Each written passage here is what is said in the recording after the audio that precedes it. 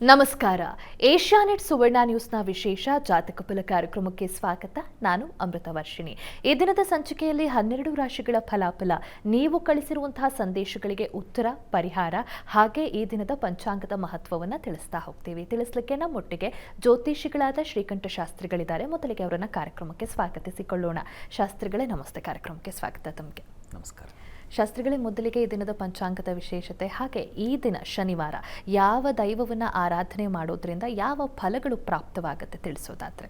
ಶ್ರೀ ಗುರುಭ್ಯೋ ನಮಃ. ಹರಿ ಓಂ.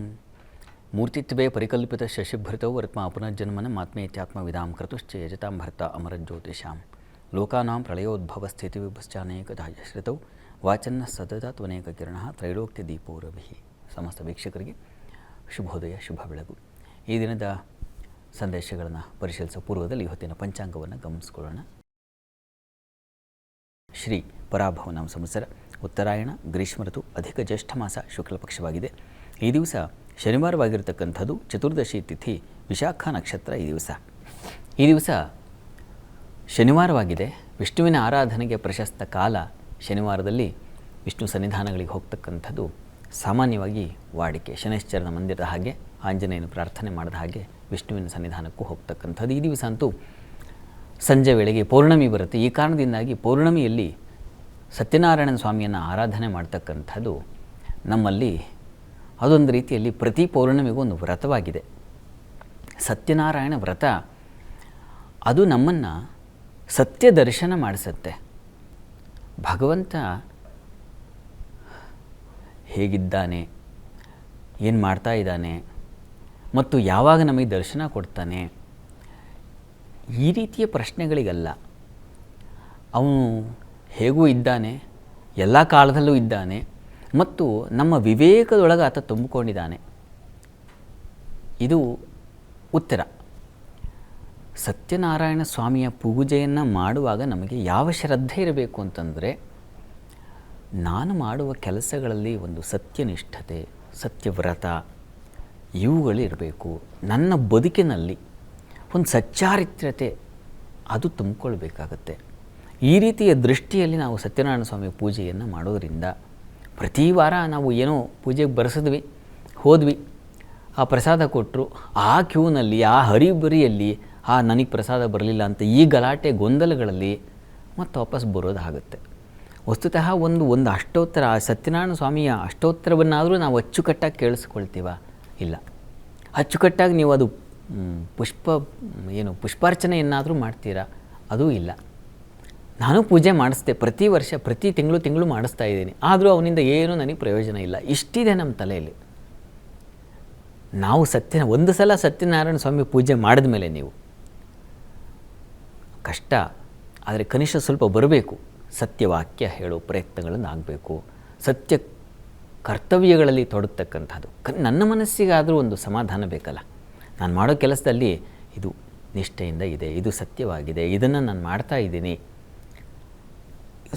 ಕಿಂಚಿತ್ತಾದರೂ ಪರಿವರ್ತನೆ ಆದರೆ ನೀವೊಂದು 25-48 ಸತ್ಯನಾರಾಯಣ ಸ್ವಾಮಿ ಪೂಜೆ ಮಾಡೋಷ್ಟು ವೇಳೆಗೆ ಒಂದು ಪಕ್ವತೆ ಬರುತ್ತೆ. ಆ ಪ್ರಸಾದ ಹೇಗೆ ಪಕ್ವವಾಗಿ ಪರಿಮಳ ಸಹಿತವಾಗಿರುತ್ತೋ ಆ ರೀತಿಯಲ್ಲಿ ನಾನು ಕೂಡ ನನ್ನ ಸಮಾಜಕ್ಕೆ ಒಂದು ಪರಿಮಳ ಕೊಡಬೇಕಲ್ವ. ನನ್ನ ಕೆಲಸಗಳಲ್ಲಿ ಒಂದು ಅನುಕೂಲ ಉಂಟಾಗಬೇಕಲ್ವ. ಯಾರಿಗೆ ಅನುಕೂಲ, ಕನಿಷ್ಠ ನಮಗಾದರೂ ಒಂದು ಅನುಕೂಲ ಆಗಬೇಕಲ್ಲ. ಅದು ಸ್ವಾರ್ಥದಿಂದಲ್ಲ. ಈ ರೀತಿಯಲ್ಲಿ ಸತ್ಯನಾರಾಯಣ ಸ್ವಾಮಿ ಪೂಜೆ ಮಾಡುವಾಗ ಆ ಸಂಕಲ್ಪದಲ್ಲಿ ನಮಗೆ ನನ್ನ ಮನಸ್ಸಿಗೆ ಒಂದು ಸತ್ಯತೆ, ಅದರ ದರ್ಶನ ಆಗಲಿ. ಲೋಕ ವ್ಯವಸ್ಥೆ ಓಡ್ತಾ ಇದೆ ಕೆಟ್ಟದ್ರ ಕಡೆಗೆ, ಕೆಟ್ಟ ಕಾರ್ಯಗಳ ಕಡೆಗೆ, ಕೆಟ್ಟ ಆಲೋಚನೆಗಳ ಕಡೆಗೆ ಇದೆ. ಅದರಲ್ಲಿ ಲೋಕದಲ್ಲಿ ನಾನೂ ಇದ್ದೀನಲ್ಲ. ಹೀಗಾಗಿ ಕನಿಷ್ಠ ನನ್ನಲ್ಲಾದರೂ ಆ ಆಲೋಚನೆಗಳು ಸತ್ಯವಾಗಲಿ, ಸರಿಯಾಗಲಿ, ಸದೃಢವಾಗಲಿ. ನಿನ್ನ ಕೃಪೆಯಿಂದ ಅಷ್ಟು ಹೂವಿನ ಪ್ರಸಾದ ತಗೊಂಡು ಆ ಪರಿಮಳ ಭರಿತವಾದ ಸಜ್ಜಿಗೆ ಏನಿದೆ ಸತ್ಯನಾರಾಯಣ ಸ್ವಾಮಿ ಪ್ರಸಾದ, ಅಷ್ಟು ಸಿಹಿಯನ್ನು ತಿಂದ ಮೇಲೂ ನನ್ನ ಬದುಕು ಸಿಹಿ ಆಗದೆ ಇದ್ದರೆ ಹೇಗೆ ಹೇಳಿ. ಹೀಗಾಗಿ ಸತ್ಯನಾರಾಯಣ ಸ್ವಾಮಿ ಪೂಜೆ ಈ ದಿವಸ ಹೇಗೆ ಮಾಡೋದು ಅಂತಂದರೆ, ಕಾಯ ವಾಚ ಮನಸ, ನನ್ನ ಕೆಲಸಗಳಲ್ಲಿ, ನನ್ನ ಮಾತುಗಳಲ್ಲಿ, ನನ್ನ ವರ್ತನೆಗಳಲ್ಲಿ, ಇವುಗಳಲ್ಲೆಲ್ಲ ಸತ್ಯಯುಕ್ತವಾಗಲಿ. ಆಗ ನೋಡಿಪ್ಪ ಸತ್ಯನಾರಾಯಣ ಸ್ವಾಮಿ ಪೂಜೆ ಮಾಡಿ ನೀವು ಒಂದು ಮಾಡಿದ್ರೂ ಸಾಕಾಗುತ್ತೆ. ಆ ಥರದ್ದು ಇನ್ನು ಜನ್ಮದಲ್ಲಿ ಮಾಡಿಲ್ಲಪ್ಪ, ಒಂದು ಸಲ ಮಾಡಿದೆ ನನ್ನ ಪರಿವರ್ತನೆ ಆಯಿತು ಅಂತ.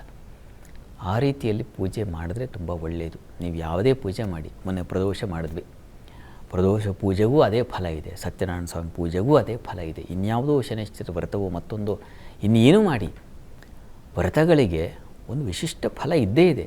ಆದರೆ ವ್ರತ ಮಾಡುವಾಗ ನಮ್ಮನ್ನು ನಾವು ಹೇಗೆ ತೊಡಗಿಸ್ಕೊಂಡ್ವಿ ಅದು ಬಹಳ ಮುಖ್ಯವಾಗುತ್ತೆ. ನಮ್ಮ ತೊಡಗುವಿಕೆ ತಪ್ಪಾಗಿದ್ದರೆ ಹೇಗೆ ಒಂದು ವೈರ್, ಈಗ ಕನೆಕ್ಷನ್ ವೈರ್ ಎಳೆದಿರ್ತಾರೆ, ಅದು ತಪ್ಪು ರಾಂಗ್ ಕನೆಕ್ಷನ್ ಆದರೆ ಶಾರ್ಟ್ ಸರ್ಕ್ಯೂಟ್ ಆಗುತ್ತೆ, ಧಗ್ಗಂತ ಹತ್ಕೊಳ್ಳುತ್ತೆ. ಹಾಗೆ ನಾವು ಏನೇನೋ ಕೆಲಸ ಮಾಡ್ತಾ ಇದೊಂದು ಏನೋ ತೊಡಗಿಸ್ಕೊಳ್ತಾ ಇದ್ದರೆ ಅದಕ್ಕೆ ಫಲ ಇರಲ್ಲ ಅಷ್ಟೇ. ಚಿತ್ತ ಹಾಗೆ ವಿಕಾರವಾಗಿರುತ್ತೆ, ಅದೇ ಕೋಪ, ಅದೇ ತಾಪ, ಅದೇ ಈರ್ಷ್ಯೆಗಳು ಅದು ಬರ್ತಾನೆ ಇರುತ್ತೆ. ಇದ್ರ ಶಾರ್ಟ್ ಸರ್ಕ್ಯೂಟ್ ಹೇಗಿದೆ ಅಂದರೆ ಹೀಗಿದೆ, ಅದು ನಮ್ಮನ್ನೇ ದಹಿಸುತ್ತೆ ಕೊನೆಗೆ. ಅದಾದರೂ ವೈರು ಕತ್ತರಿಸಿ ಹೋಗುತ್ತೆ, ತುಂಡಾಗುತ್ತೆ, ಧಗ್ಗನ್ನುತ್ತೆ. ಇಲ್ಲಿ ಹಾಗಲ್ಲ, ಇದು ನಾನೇ ಧಗ್ಗಂದು ಬಿಡ್ತೀನಿ. ಹೀಗಾಗಿ ಆ ರೀತಿಯಲ್ಲಿ ಸ್ವಲ್ಪ ಶ್ರದ್ಧೆಯಿಂದ ಪೂಜೆಯಲ್ಲಿ ಪಾಲ್ಗೊಳ್ಳೋಣ. ಆ ಶ್ರದ್ಧೆಯನ್ನು ನಮ್ಮ ಕೆಲಸಗಳಿಗೆ, ನಮ್ಮ ಬದುಕಿಗೆ ಅಳವಡಿಸ್ಕೊಳ್ಳೋಣ. ಆಗ ನಿಜವಾಗಿ ವ್ರತದ ಫಲ ಸಿಗುತ್ತೆ. ಆ ರೀತಿಯಲ್ಲಿ ಒಂದು ಸಣ್ಣ ಪ್ರಯತ್ನ ಮಾಡೋಣ ಈ ದಿವಸ. ಶಾಸ್ತ್ರಿಗಳೇ, ಈ ದಿನದ ಮಹತ್ವವನ್ನು ತಿಳಿಸಿದ್ರೆ, ಈ ದಿನ ಸತ್ಯನಾರಾಯಣ ಸ್ವಾಮಿ ಪೂಜೆಯ ಆರಾಧನೆಯಿಂದ ಸಿಗುವಂತಹ ಫಲಗಳ ಬಗ್ಗೆ ಕೂಡ ತಿಳಿಸಿದ್ರೆ, ಸಂದೇಶಗಳನ್ನು ನೋಡೋಣ. ಮೊದಲಿಗೆ ಮನೋಜ್ ಕುಮಾರ್ ಅಂತ ರಾಯಚೂರಿನಿಂದ ಸಂದೇಶ ಕಳಿಸಿದ್ದಾರೆ. ಇವರ ಜನ್ಮ ದಿನಾಂಕ 22ನೇ ತಾರೀಕು 5ನೇ ತಿಂಗಳು 2012 ಬೆಳಗ್ಗೆ 7:45. ಶಿಕ್ಷಣದ ಬಗ್ಗೆ ತಿಳಿಸಿ ಅನ್ನೋದು ಪ್ರಶ್ನೆ. ಮನೋಜ್ ಕುಮಾರ್ ಅವರ ಪ್ರಶ್ನೆ ಅದು ಶಿಕ್ಷಣಕ್ಕೆ ಸಂಬಂಧಿಸಿದಲ್ವಾ? ಜಾತಕ ನೋಡೋಣ. ನೋಡಿ, ತಮ್ಮದು ಮಿಥುನ ಲಗ್ನವಾಗಿದೆ. ಲಗ್ನಾಧಿಪತಿ ಹಾಗೂ ಚತುರ್ಥ ದ್ವಿತೀಯಾಧಿಪತಿಗಳೆಲ್ಲರೂ ಕೂಡ ಇಲ್ಲಿ ವ್ಯಯದಲ್ಲಿ ಸೇರಿರ್ತಕ್ಕಂಥದ್ದು. ವ್ಯಯದಲ್ಲಿದ್ದರೆ ಸ್ವಲ್ಪ ಆ ಫಲಹೀನತೆ ಉಂಟಾಗುತ್ತೆ. ಪ್ರಸ್ತುತ ಈಗ ರಾಹು ದಶೆಯಲ್ಲಿ ಗುರುಭುಕ್ತಿ ನಡೀತಾ ಇದೆ. ಗುರು ಕೂಡ ವ್ಯಯದಲ್ಲಿರ್ತಕ್ಕಂಥದ್ದು. ಇದಕ್ಕೇನಪ್ಪ ಪರಿಹಾರ ಏನು ಅಂತಂದರೆ, ತಾವು ರಾಯಚೂರಲ್ಲ ಇರೋದು, ಅಲ್ಲಿ ಹತ್ತಿರದಲ್ಲಿ ನೋಡಿ, ಹತ್ತಿರದಲ್ಲಿ ಮಂತ್ರಾಲಯ ಇದೆ, ಗುರು ಸನ್ನಿಧಾನ ಶ್ರೇಷ್ಠವಾದದ್ದು. ಅಲ್ಲಿ ಹೋಗಿ ಸಾಧ್ಯವಾದರೆ ಪ್ರತಿ ಗುರುವಾರ ಶ್ರದ್ಧೆಯಿಂದ ಹೋಗಿ ಬಂದರೆ ಒಳ್ಳೆಯದು. ಇಲ್ಲ ಹತ್ತಿರದಲ್ಲಿ ಯಾವುದೇ ಗುರುಮಂದಿರ ಇದ್ದರೂ ಆ ಗುರುಮಂದಿರಕ್ಕೆ ಪ್ರತಿ ಗುರುವಾರ ಗುರುಸೇವೆ ಮಾಡಬೇಕು. ಗುರು ಸನ್ನಿಧಾನದಲ್ಲಿ ಜೇನಿನ ಅಭಿಷೇಕ ಮಾಡಿಸಿ ಅದನ್ನು ಪ್ರಸಾದ ತೆಗೆದುಕೊಳ್ಳಿ. ಮೊದಲು ವಿದ್ಯಾಬಲ ಬೇಕು. ವಿದ್ಯೆ ಬರಬೇಕು ಅಂದರೆ ಗುರು ಕೃಪೆ ಬೇಕು. ಈಗ ನಿಮಗೆ ಗುರು ವೇದಲ್ಲಿದ್ದಾನೆ. ಈ ಕಾರಣದಿಂದಾಗಿ ಗುರುಸೇವೆಯಿಂದ ಒಳ್ಳೆಯ ವಿದ್ಯಾವಂತರಾಗ್ತೀರ. ಆನಂತರದಲ್ಲಿ ಈ ವಿದ್ಯೆಯ ಬಲವೇ ನಿಮಗೆ ಹೆಚ್ಚಿನ ಒಳ್ಳೆಯ ಭಾವನವನ್ನು, ಬೇರೆ ಬೇರೆ ಫಲಗಳ ಒಂದು ಸಂತುಷ್ಟತೆಯನ್ನು ತಂದುಕೊಡುತ್ತೆ. ಹೀಗಾಗಿ ತಾವು ದಯವಿಟ್ಟು ಗುರುಸೇವೆ ಮಾಡಿ, ಒಳ್ಳೆಯದಾಗಲಿ. ಮುಂದಿನ ಪ್ರಶ್ನೆ ಶಾಸ್ತ್ರಿಗಳೇ, ರಮೇಶ್ ಎಸ್ ಅಂತ ಕಲಬುರಗಿಯಿಂದ. ಇವರು ಜನ್ಮ ದಿನಾಂಕ 15ನೇ ತಾರೀಕು 12ನೇ ತಿಂಗಳು 2004 ಮಧ್ಯಾಹ್ನ 2:55. ಕ್ಯಾಂಪಸ್ ಸೆಲೆಕ್ಷನ್ ಆಗಿದೆ, ಆದರೆ ಆಹಾರದ ಅಲರ್ಜಿ ಇದೆ ನನಗೆ, ದಯವಿಟ್ಟು ಏನಾದರೂ ಪರಿಹಾರ ತಿಳಿಸಿ ಅನ್ನೋದು ಇವರ ಪ್ರಶ್ನೆ. ರಮೇಶ್ ಅವರ ಪ್ರಶ್ನೆ, ಅವರಿಗೆ ಕ್ಯಾಂಪಸ್ ಸೆಲೆಕ್ಷನ್ ಆಗಿದೆ, ಆಹಾರದ ಅಲರ್ಜಿ ಇದ್ದಾರೆ, ಅದಕ್ಕೆ ಭಯ ಪಡ್ತಿದ್ದಾರೆ. ನೋಡೋಣ. ನೋಡಿ, ತಮ್ಮದು ಮೇಷಲಗ್ನವಾಗಿದ್ದೆ. ಲಗ್ನದಿಂದ ಈ ಅನ್ನಸ್ಥಾನ, ದ್ವಿತೀಯವನ್ನು ಅನ್ನಸ್ಥಾನ ಅಂತ ಕರೀತಾರೆ. ಈ ಅನ್ನದ ಅಧಿಪತಿಯಾಗಿರ್ತಕ್ಕಂಥವು ನಿಮಗೆ ಅಷ್ಟಮದಲ್ಲಿದ್ದಾನೆ, ರವಿಯುಕ್ತನಾಗಿ, ಬುಧಯುಕ್ತನಾಗಿ. ಯಾರು ಷಷ್ಠಾಧಿಪತಿಯೋ ಅವನ ಯುಕ್ತನಾಗಿರ್ತಕ್ಕಂಥದ್ದು. ಇದು ಸ್ವಲ್ಪ ಮಟ್ಟಿಗೆ ತೊಡಕನ್ನು ಉಂಟು ಮಾಡುತ್ತೆ. ಒಂದು ಸಲ ನೀವು ಸಾಧ್ಯವಾದರೆ ಹೊರನಾಡು ಅನ್ನಪೂರ್ಣೇಶ್ವರಿ ಸನ್ನಿಧಾನಕ್ಕೆ ಹೋಗಿ ಅಲ್ಲಿ ಒಂದು ಅನ್ನ ಸೇವೆಯನ್ನು, ಅನ್ನ ಸಂತರ್ಪಣೆಯನ್ನು ಮಾಡಿಸಿ ಆ ಅನ್ನಪೂರ್ಣೇಶ್ವರಿ ಆರಾಧನೆ ಮಾಡಿ. ಅದು ತುಂಬ ಸಹಾಯವಾಗುತ್ತೆ. ನಿಮಗೆ ಯಾವುದು ಅಲರ್ಜಿ ಇದೆಯೋ ಅದು ಅಮೃತವಾಗಬೇಕು. ಯಾವ ಆಹಾರ ತೊಗೊಂಡ್ರೂ ನಮಗೆ ಅಮೃತವಾಗಬೇಕು ಅದು. ಹೀಗಾಗಿ ಅದಾಗಬೇಕು ಅಂದರೆ ಅನ್ನಪೂರ್ಣೇಶ್ವರಿ ಕೃಪೆ ಬೇಕು. ಅನ್ನಪೂರ್ಣೇಶ್ವರಿ ಸ್ತೋತ್ರ ಇದೆಯಲ್ಲ, ನಿತ್ಯಾನಂದಕರಿ ವರಾಭಯಕರಿ ಸೌಂದರ್ಯ ರತ್ನಾಕರಿ ನಿರ್ದೂತಾಖಿಲ ಘೋರ ಪಾಪನಕರಿ ಪ್ರತ್ಯಕ್ಷ ಮಾಹೇಶ್ವರಿ, ಈ ಮಂತ್ರವನ್ನು ಹೇಳ್ಕೊಳ್ಳಿ. ಸ್ತುತಿಯನ್ನು ಪ್ರತಿ ದಿವಸ ಹೇಳ್ಕೊಳ್ಳಿ. ಆಮೇಲೆ ಅನ್ನ ಸ್ವೀಕಾರ ಮಾಡಿ. ತುಂಬ ಸಹಾಯವಾಗುತ್ತೆ. ಒಳ್ಳೆಯದಾಗಲಿ. ಮುಂದಿನ ಪ್ರಶ್ನೆ ಶಾಸ್ತ್ರಿಗಳೇ, ಬಸವಪ್ರಭು ಅಂತ ಚಿಕ್ಕೋಡಿಯಿಂದ. ಜನ್ಮ ದಿನಾಂಕ 13ನೇ ತಾರೀಕು 5ನೇ ತಿಂಗಳು 2013 ಸಂಜೆ 7:28. ಶಿಕ್ಷಣದ ಬಗ್ಗೆ ತಿಳಿಸಿ ಅನ್ನೋದು ಪ್ರಶ್ನೆ. ಬಸವಪ್ರಭು ಅವರ ಪ್ರಶ್ನೆ ಶಿಕ್ಷಣಕ್ಕೆ ಸಂಬಂಧಿಸಿದಲ್ವಾ? ಜಾತಕ ನೋಡೋಣ. ನೋಡಿ, ಇದು ವೃಶ್ಚಿಕ ಲಗ್ನವಾಗಿದೆ. ಲಗ್ನದಿಂದ ದ್ವಿತೀಯಾಧಿಪತಿ, ಪಂಚಮಾಧಿಪತಿ ಗುರುವಾಗಿ, ಗುರು ಲಗ್ನವನ್ನು ವೀಕ್ಷಿಸ್ತಾನೆ. ಸಪ್ತಮದಲ್ಲಿದ್ದು ಒಳ್ಳೆಯದು. ಗುರುದೃಷ್ಟಿ ಇದ್ದರೆ ಹೋರಾ ಸ್ವಾಮಿ ಗುರುಜ್ಞ ವೀಕ್ಷಿತ ಯುತಾನಾನಿಯಶ್ಚ ಗಿರಿಯುತ್ಕಟ ಭವತಿ ಅಂತ ಹೇಳುತ್ತೆ. ಹೀಗಾಗಿ ಆ ವಿದ್ಯಾಧಿಪತಿ ಲಗ್ನವನ್ನು ನೋಡೋದು ತುಂಬ ಒಳ್ಳೆಯದು. ಪ್ರಸ್ತುತ ರಾಹು ದಶೆಯಲ್ಲಿ ನಿಮಗೆ ಈಗ ನಡೀತಾ ಇರತಕ್ಕಂಥದ್ದು ರವಿಭುಕ್ತಿ ನಡೀತಾ ಇದೆ. ರವಿ ನಿಮ್ಮ ಜಾತಕದಲ್ಲಿ ಷಷ್ಠದಲ್ಲಿದ್ದಾನೆ. ಅದು ಚೆನ್ನಾಗಿದೆ, ತೊಂದರೆ ಇಲ್ಲ. ಚೆನ್ನಾಗಿ ಓದ್ತೀರಾ, ಒಳ್ಳೆ ಚೆನ್ನಾಗಿದೆ. ಇನ್ನು 2029 ನಂತರ ತುಂಬ ಚೆನ್ನಾಗಿದೆ, ಆತಂಕ ಬೇಡ, ಗುರು ಕೃಪೆ ಇದೆ. ಹೀಗಾಗಿ ಚೆನ್ನಾಗಿ ಓದ್ತೀರ, ಒಳ್ಳೆಯದಾಗಲಿ. ಮುಂದಿನ ಪ್ರಶ್ನೆ ಶಾಸ್ತ್ರಿಗಳೇ, ಕಿಶೋರ್ ಅಂತ ಬೆಳಗಾವಿಯಿಂದ, ಇವರ ಜನ್ಮದಿನಾಂಕ 13ನೇ ತಾರೀಕು 6ನೇ ತಿಂಗಳು 2009 ಸಂಜೆ 5:25. ಇವರ ಪ್ರಶ್ನೆಯೂ ಕೂಡ ಶಿಕ್ಷಣದ ಬಗ್ಗೆ. ಕಿಶೋರ್ ಪ್ರಶ್ನೆ ಕೂಡ ಶಿಕ್ಷಣಕ್ಕೆ ಸಂಬಂಧಿಸಿದೆ ಅಲ್ವಾ? ಜಾತಕ ನೋಡೋಣ. ನೋಡಿ, ಇದು ವೃಶ್ಚಿಕ ಲಗ್ನವಾಗಿದೆ. ಲಗ್ನದಿಂದ ಯಥಾ ಪ್ರಕಾರ ಈಗೇನು ನೋಡಿದ್ವೋ ಅದೇ ಲಗ್ನವಾಗಿದೆ. ಆದರೆ ವಿದ್ಯಾಧಿಪತಿ ಗುರು ಇಲ್ಲಿ ಚತುರ್ಥದಲ್ಲಿ ಚಂದ್ರಯುಕ್ತನಾಗಿದ್ದಾನೆ, ತುಂಬ ಒಳ್ಳೆಯದು. ಇದು ಕೂಡ ಗಜಕೇಸರಿ ಯೋಗ. ಅಲ್ಲಿ ಮೇಧಾವಿ ಗುಣಸಂಪನ್ನೋ ರಾಜಪ್ರಿಯಕರೋ ಭವೇತ್ ಅಂತ ಹೇಳುತ್ತೆ. ಹೀಗಾಗಿ ಮೇಧಾವಿಗಳಾಗಿರ್ತಾರೆ, ಗುಣಸಂಪನ್ನರಾಗಿರ್ತಾರೆ ಅಂತಕ್ಕಂಥ ಒಂದು ಒಳ್ಳೆಯ ಫಲವನ್ನು ಸೂಚಿಸ್ತಾ ಇದೆ. ಕುಜನು ತುಂಬ ಚೆನ್ನಾಗಿದ್ದಾನೆ, ಲಗ್ನಾಧಿಪತಿ. ಇದು ತುಂಬ ಒಳ್ಳೆಯದು. ನೋಡಿ, ನೀವು ಪ್ರಯತ್ನ ಪಟ್ಟರೆ LLB ಮುಗಿಸ್ತೀರಾ, ಚೆನ್ನಾಗಿದೆ. 2030 ನಂತರ ತುಂಬ ಚೆನ್ನಾಗಿದೆ. ಆ ಗಜಕೇಸರಿ ಯೋಗ ಪ್ರಾರಂಭವಾಗುತ್ತೆ ನಿಮಗೆ.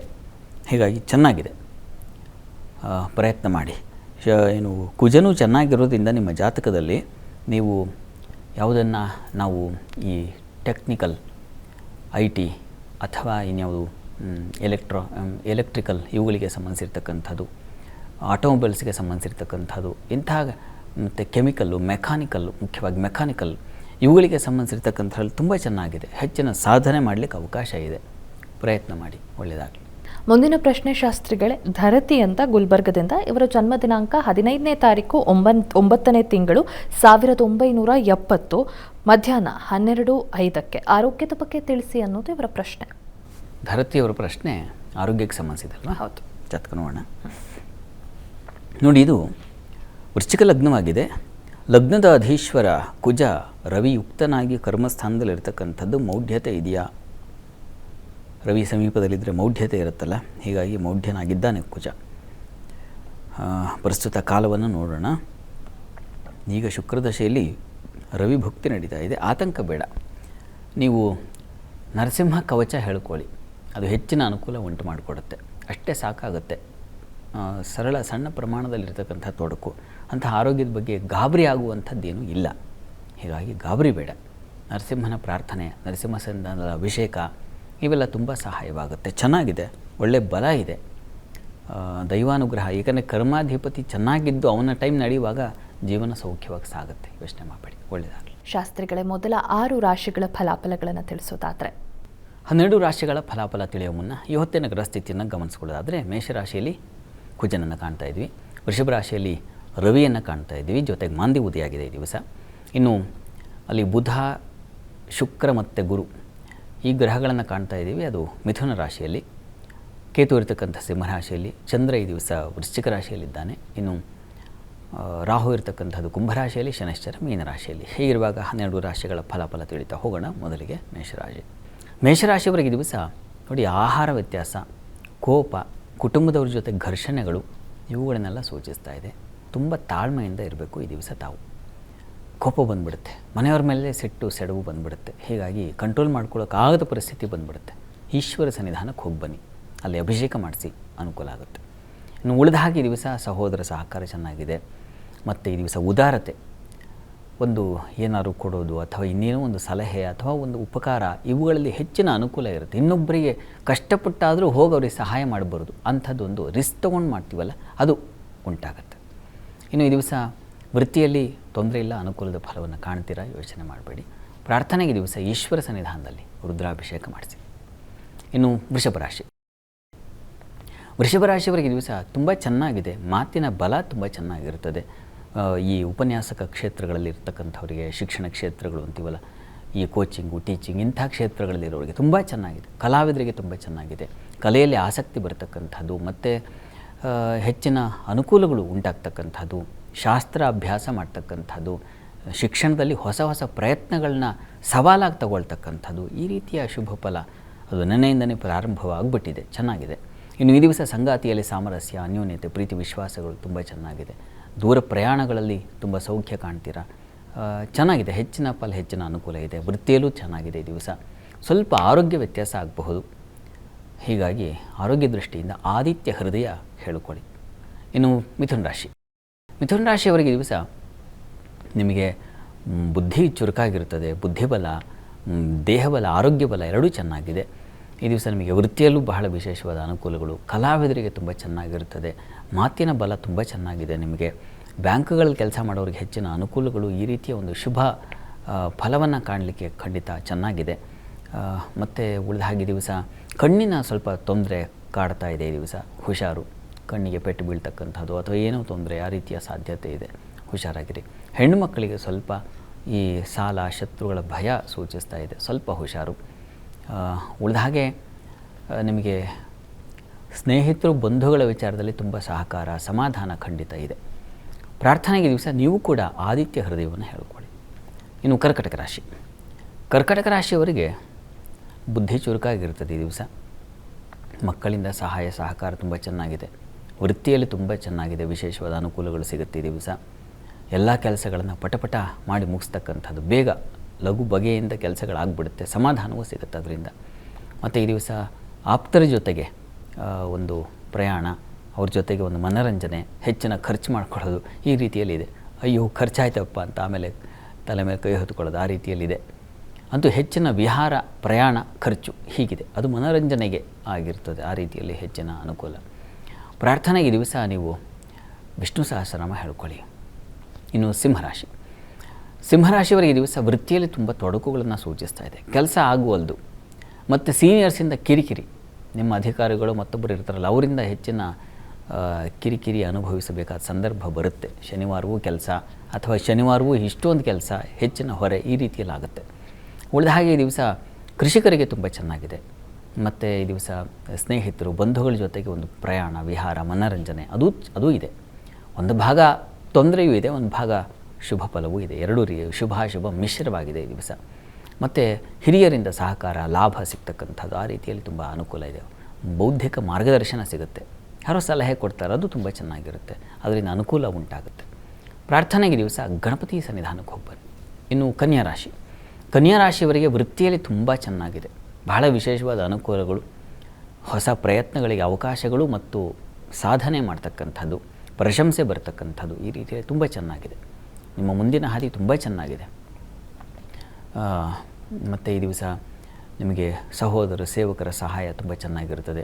ಸ್ತ್ರೀಯರಿಗೆ ಧೈರ್ಯೋತ್ಸಾಹಗಳು ಉತ್ಸಾಹ ತುಂಬ ಚೆನ್ನಾಗಿರುತ್ತೆ ಈ ದಿವಸ, ಕೆಲಸದಲ್ಲಿ ಆಲಸ್ಯ ಇರಲ್ಲ. ಇನ್ನು ಈ ದಿವಸ ಸಂಗಾತಿಯಲ್ಲೂ ಅಷ್ಟೇ ಸಾಮರಸ್ಯ ಪ್ರೀತಿ ವಿಶ್ವಾಸ ಚೆನ್ನಾಗಿದೆ ಈ ದಿವಸ. ತಂದೆ ಮಕ್ಕಳಲ್ಲಿ ಸ್ವಲ್ಪ ಮನಸ್ತಾಪ ಸೂಚಿಸ್ತಾ ಇದೆ, ಹೀಗಾಗಿ ನರಸಿಂಹ ಪ್ರಾರ್ಥನೆ ಮಾಡಿಕೊಳ್ಳಿ. ಶಾಸ್ತ್ರಿಗಳೇ, ನುಡಿದ 6 ರಾಶಿಗಳ ಫಲಾಫಲ ಹೇಗಿದೆ ತಿಳಿಸ್ಕೊಡೋದಾದರೆ? ತುಲಾರಾಶಿಯವರಿಗೆ ದಿವಸ ನೋಡಿ, ನಿಮಗೆ ಕೆಲಸ ಕಾರ್ಯಗಳಲ್ಲಿ ತುಂಬ ಚೆನ್ನಾಗಿದೆ, ಹೆಚ್ಚಿನ ಅನುಕೂಲ, ಧನಲಾಭ ಮುಖ್ಯವಾಗಿ ತುಂಬ ಚೆನ್ನಾಗಿದೆ. ಕುಟುಂಬದಲ್ಲಿ ಸೌಕರ್ಯಗಳು, ಕುಟುಂಬದಲ್ಲಿ ಸಹಕಾರ ಸಿಗ್ತಕ್ಕಂಥದ್ದು ಚೆನ್ನಾಗಿದೆ.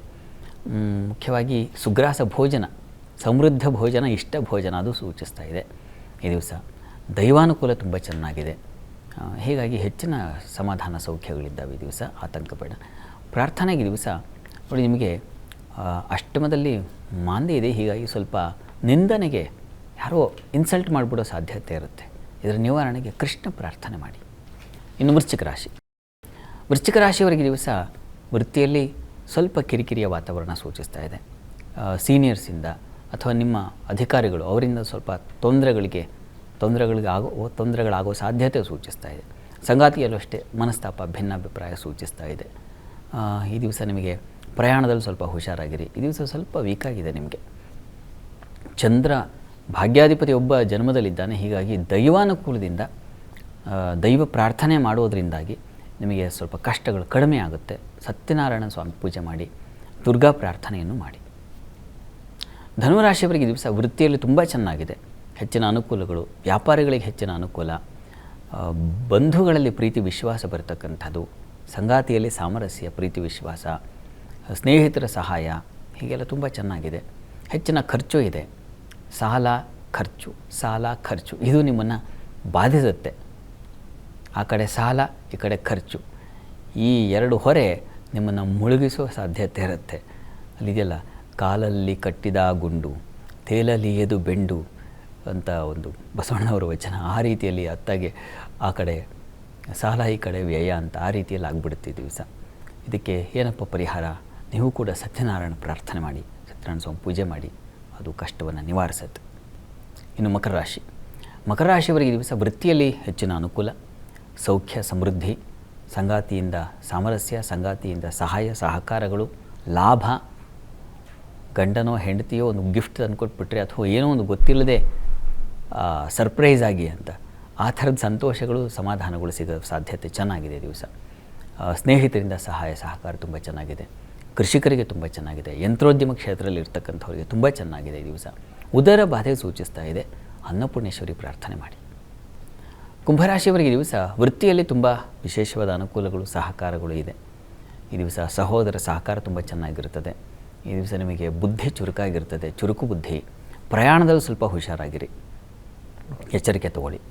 ಮತ್ತು ಈ ಮಾರುಕಟ್ಟೆಗಳಲ್ಲಿ ಹಾಲು ಹೈನು ವ್ಯಾಪಾರಿಗಳು ಸ್ವಲ್ಪ ಹುಷಾರಾಗಿರಿ. ಈ ದಿವಸ ಮೋಸ ಸಾಧ್ಯತೆ ಸೂಚಿಸ್ತಾ ಇದೆ. ತಪ್ಪದೆ ಕೃಷ್ಣ ಸನ್ನಿಧಾನಕ್ಕೆ ಕ್ಷೀರ ಸಮರ್ಪಣೆ ಮಾಡಿ, ಹಾಲು ಸಮರ್ಪಣೆ ಮಾಡಿ. ಕೃಷ್ಣ ಸನ್ನಿಧಾನ ಅಥವಾ ವಿಷ್ಣು ಸನ್ನಿಧಾನವೂ ಆಗಬಹುದು. ಇನ್ನು ಮೀನರಾಶಿ, ಮೀನರಾಶಿಯವರಿಗೆ ಈ ದಿವಸ ಸ್ನೇಹಿತರಿಂದ ತುಂಬ ಉಪಕಾರ ಸಹಕಾರ ಚೆನ್ನಾಗಿದೆ. ಪ್ರಯಾಣ ವಿಹಾರ, ಮನಸ್ಸಿಗೆ ಹಿತವಾದ ವಾತಾವರಣ. ಈ ದಿವಸ ನಿಮಗೆ ದೈವಾನುಕೂಲ, ದೇವರ ಪೂಜೆ ಪುನಸ್ಕಾರಗಳಲ್ಲಿ ಪಾಲ್ಗೊಳ್ತಕ್ಕಂಥದ್ದು, ಒಂದು ಸಣ್ಣ ಸೇವೆ ಮಾಡಿದ್ರೂ ಆಗುತ್ತೆ. ಆ ರೀತಿಯ ಒಂದು ಶ್ರದ್ಧೆ ಮನಸ್ಸು ಬರುತ್ತೆ, ಚೆನ್ನಾಗಿದೆ. ತಂದೆ ಮಕ್ಕಳಲ್ಲಿ ವಿಶ್ವಾಸ, ಪ್ರೀತಿ ವಿಶ್ವಾಸ ತುಂಬ ಚೆನ್ನಾಗಿದೆ. ಪ್ರಾರ್ಥನೆಗೆ ದಿವಸ ಇಷ್ಟ ದೇವತಾರಾಧನೆ ಮಾಡಿ. ಈ ದಿವಸ 12 ರಾಶಿಗಳವರು, ರಾಶಿ ಗೊತ್ತಿಲ್ಲ ಅಂತಕ್ಕಂಥವ್ರು ಹೇಳಬಹುದಾದ ಮಂತ್ರ ಗಮನಿಸಿ. ಓಂ ಸತ್ಯಮೇಧಾಯ ನಮಃ. ಈ ಮಂತ್ರ ಹೇಳ್ಕೊಳ್ಳಿ, ಅನುಕೂಲ ಆಗುತ್ತೆ. ಇಂದಿನ ಕಾರ್ಯಕ್ರಮದಲ್ಲಿ 12 ರಾಶಿಗಳ ಫಲಾಫಲ ಹಾಗೆ ಸತ್ಯನಾರಾಯಣ ಸ್ವಾಮಿಯ ಆರಾಧನೆಯಿಂದ ಸಿಗುವಂತಹ ಫಲಗಳೇನು ಅನ್ನೋದನ್ನು ತಿಳಿಸಿದ್ರಿ. ಸಂದೇಶಗಳಿಗೆ ಉತ್ತರ ಪರಿಹಾರಗಳನ್ನು ಕೂಡ ತಿಳಿಸ್ಕೊಟ್ರಿ ಶಾಸ್ತ್ರಿಗಳೇ, ಧನ್ಯವಾದ. ಸರ್ವೇ ಜನಾಃ ಸುಖಿನೋ ಭವಂತು, ಸಮಸ್ತ ಸನ್ಮಂಗಳಾನಿ ಭವಂತು. ಎಲ್ಲರಿಗೂ ಶುಭವಾಗಲಿ. ಇದಾಗಿತ್ತು ಈ ಹೊತ್ತಿನ ವಿಶೇಷ ಜಾತಕ ಫಲ ಕಾರ್ಯಕ್ರಮ. ವೀಕ್ಷಕರೇ, ನಿಮ್ಮಲ್ಲೂ ಕೂಡ ಪ್ರಶ್ನೆ ಇರುತ್ತೆ. ಆ ಪ್ರಶ್ನೆಗಳಿಗೆ ಉತ್ತರ ಪರಿಹಾರಗಳನ್ನು ಕೇಳಬೇಕು ಅಂದ್ಕೊಂಡಿರ್ತೀರಿ. ಸ್ಕ್ರೀನ್ ಮೇಲೆ ನಮ್ಮ ವಾಟ್ಸಪ್ ನಂಬರ್ ಡಿಸ್ಪ್ಲೇ ಆಗ್ತಾ ಇದೆ. ನಿಮ್ಮ ಹೆಸರು, ನೀವು ಹುಟ್ಟಿದ ದಿನಾಂಕ ಹಾಗೆ ಸಮಯ, ಯಾವ ಊರು, ಜೊತೆಗೆ ನಿಮ್ಮ ಪ್ರಶ್ನೆ ಏನಿರುತ್ತೆ ಇಷ್ಟನ್ನೂ ಕೂಡ ಬಹಳ ನೀಟಾಗಿ ಕಳಿಸ್ಬೇಕು ವಾಟ್ಸಪ್ ಸಂದೇಶದ ಮುಖಾಂತರ. ಮುಂಬರುವ ದಿನಗಳಲ್ಲಿ ಎಪಿಸೋಡ್ಗಳಲ್ಲಿ ನಿಮ್ಮ ಪ್ರಶ್ನೆಗೆ ಉತ್ತರ ಹಾಗೆ ಪರಿಹಾರಗಳನ್ನು ಶಾಸ್ತ್ರಿಗಳು ತಿಳಿಸ್ಕೊಡ್ತಾರೆ. ನಮಸ್ಕಾರ.